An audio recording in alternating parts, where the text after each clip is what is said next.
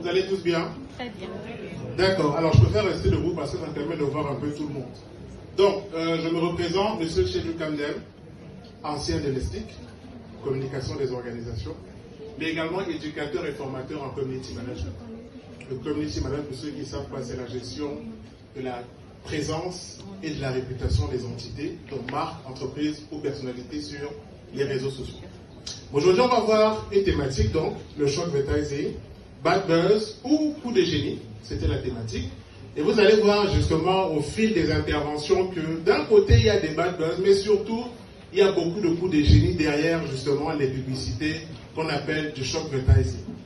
La première des choses qu'il faut comprendre dans cette définition, c'est que en réalité, on va se servir du choc comme levier publicitaire. C'est ça qu'il faut vraiment comprendre dans la définition du shock advertising.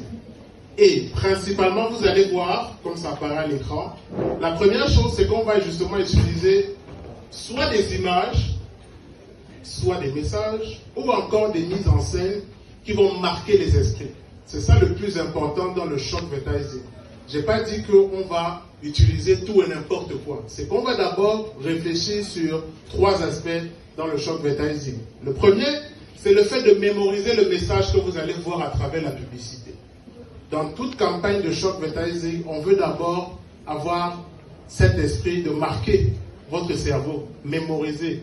Le deuxième élément, et c'est le plus important parce qu'en réalité nous sommes dans une ère où tout le monde est pratiquement connecté.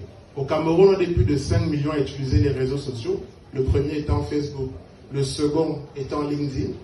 On va pouvoir justement générer du buzz, donc le phénomène de bouche à oreille, et pouvoir justement créer des conversations autour de la marque ou alors du message qui sera mis en avant dans la campagne de shock advertising. C'est très important parce que dans le buzz, vous savez, il y a un effet viral, mais il y a également un effet courte durée. Le buzz, par exemple, n'a pas vocation à durer longtemps. Parce que nous sommes dans un pays où on dit généralement, chaque jour on dort, on se réveille. Donc en réalité, le buzz n'est pas fait pour durer très longtemps. Et le shock advertising, en réalité, va pouvoir permettre de durer ou alors de faire durer les conversations.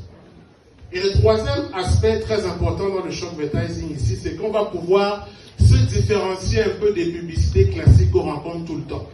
On va pouvoir sortir un peu des sentiers battus et proposer justement une nouvelle forme de publicité, mais toujours en gardant un côté éthique. Et ça, on va bien le voir après avec les intervenants pour ne pas toujours tomber dans le côté obscur et un peu le côté nuisible. Alors, en termes d'exemple ou alors de forme de shock advertising,